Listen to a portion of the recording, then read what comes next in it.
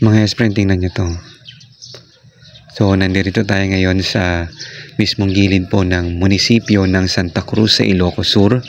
And bukod dyan, eto may naispatan na naman tayong isang lumang bahay. As in, very original pa mga S-friend.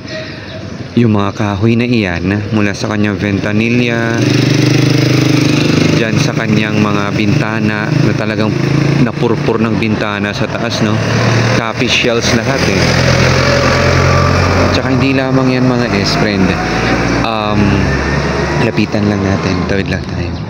As in, original pa yung mga nandito sa baba. Wala silang ginalaw. Bricks pa.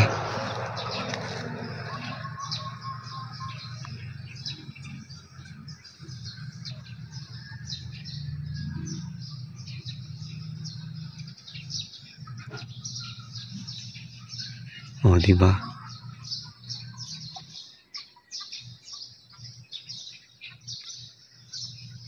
Although yung roofing niya sa taas, medyo ito bago na eh. Ang ganda, no?